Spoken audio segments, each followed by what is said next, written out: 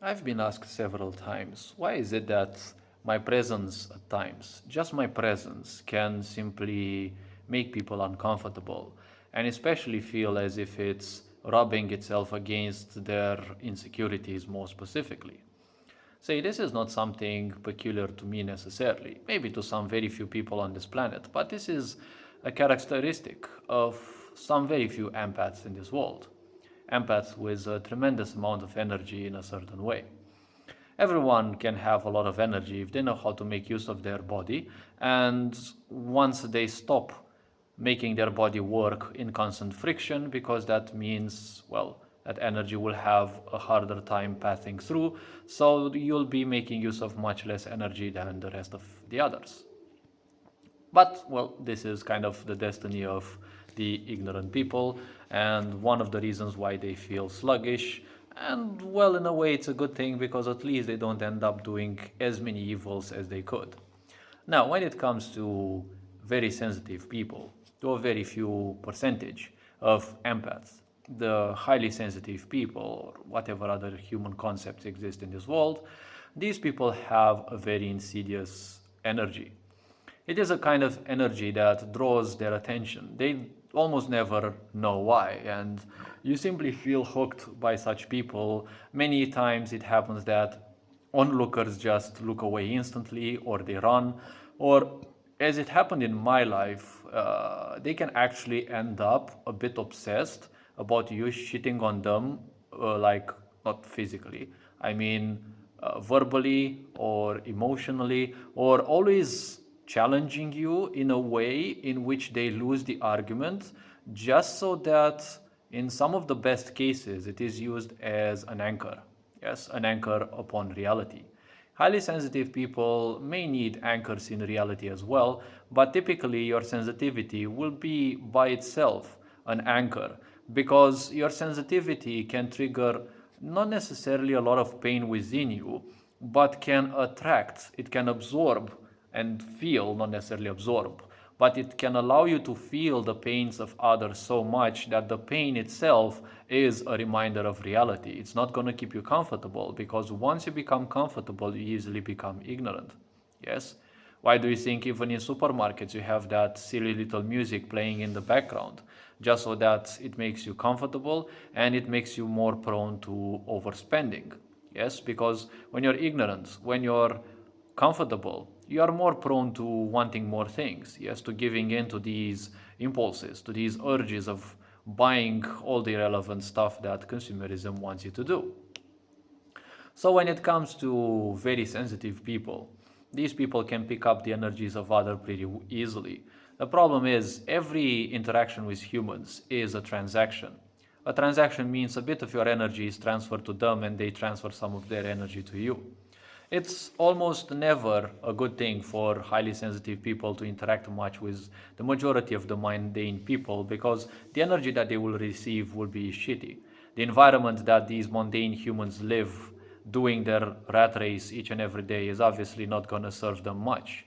And, well, I live in a place where there's almost 1,000 years of karmic pains and suffering and, all things like these. Even when you enter this region, you can feel, if you're sensitive enough, the pressure and the weight of such pains, sufferings, misaccomplishments, and the such. And, well, it's not a unique place in the world, but there's a lot of strife and pain in this place where I live.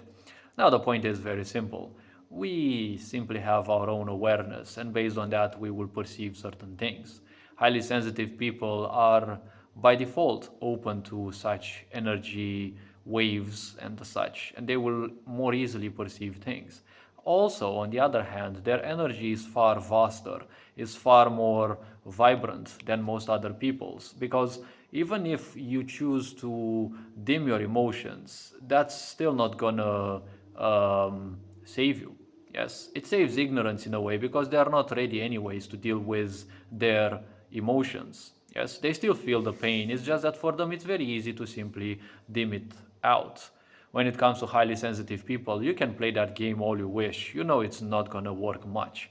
First, you're gonna feel the depression of the other. Secondarily, you're gonna feel the depression of your own self, because you're running away from yourself. from that which you truly are, not the self that you have designed. This is not a divine punishment. It is just a guidance of your system, right? It's just like you put the wrong kind of fuel into your car or into a plane, into any kind of vehicle, and you will feel certain cues that will tell you that you should actually change the fuel and add, well, most likely a higher quality. So, highly sensitive people usually develop throughout their lifetimes, they develop a kind of energy that not only draws attention without wanting, that is why they find it hard to simply hide themselves, right? Even within crowds. But their energy becomes somewhat insidious. People who pick on them, people who bully them, will find it hard to forget these people, these highly sensitive people. And even if they do, well, they have infected themselves with their own energy. One moment in their life, they might have a revelation, a flash of wisdom, something will happen, and they will simply probably remember that person, or maybe they will not remember the sensitive person that they have bullied, but they will change for sure. That energy will always act as a catalyst for people to wake up. That is why highly sensitive people will always be shunned away, because they just need to exist. They don't need to do anything. And it's been seen throughout the history. That's why I also have the quote, well, you only need one candle, yes, to light up the others. Many sensitive people have to do a lot of effort. They have to write art, they have to write criticism, they have to write art within the elite world of their own kind. Yes, art like, for example, poetry, art like, for example, literature works, or art in the form of history, right? History documents that attest to things that are happening wrong in that current society, which will usually rub some people the wrong way. But, they have to do some things like that. Others who are highly sensitive, probably they will not reach the level of elite in societies, but they just need to walk around and they will simply spread the energy that they have. It's going to interact with everyone sooner or later. It will act as seeds that will simply germinate within people. And once they are ready, it may be even lifetimes after, they will, have that as a catalyst, right? It functions as a catalyst best in the same current lifetime, where, people will feel uncomfortable, but at the same time, the life within them will push them towards, always will push you and anyone else towards a greater possibility. So that is one of the reasons why people will feel probably drawn to such energies, right? Even when you go to a temple that brims with energy way beyond you, you will simply feel overwhelmed. You will simply feel as if you're welcome in there for once in your life. Yes? These people can replicate that a bit. Yes? Now, there's a problem with the so called dark empaths, or people who are using this kind of energy, but they have been hurt so much that they ended up consciously or unconsciously in doing evil with that, right? So the point about this is that energy can be insidious. Yes, it will remain within people, and it will also look as if those people will have a severely terrible set of things that will happen to them once they mess with such people, once they try to ruin such people's day or experiences of life. It happened in my case. I've had people bully me or do me wrong, and oh my gosh, some things happened to them that were quite unexpected. And I do not treat these as divine punishments. It's just every action has a reaction. In some cases, it feels that the more sensitive a person is, the reaction against them, right? The actions against them will have a much worse reaction, because in the end, it's like you're dealing with someone's energy, and it might lash out. It's in a wrong way described, but it's like when you try to mess with a boss and you're under geared, obviously things will be much worse. Yes, it's not the best explanation, but English is kind of a flat language and I don't have the right words for that. So the point is, specifically, their insecurities will be targeted, because highly sensitive people don't need meaning to exist. They don't need words. They don't need anything. And this has been my case for all my life. I never needed words to look at anything around me. A lot of people, when they look at something, in a way, unconsciously, they practice all the terms that they have learned.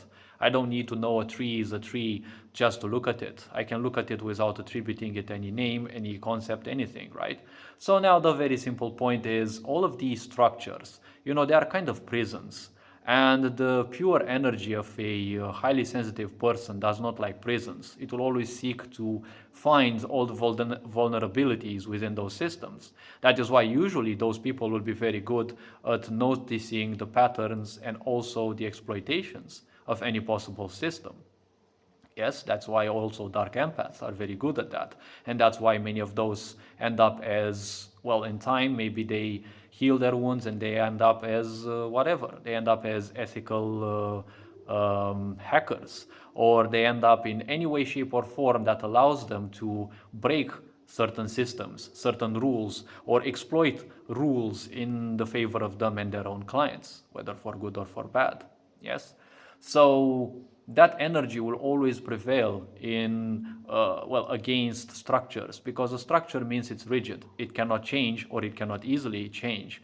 And energy within those structures is like a flowing water. It will always find its way out way faster than most structures can be changed. Yes, that's why you won't see highly sensitive people boasting around about religions or football clubs or any sort of membership in general. Yes, because there's a lot of attachment to it.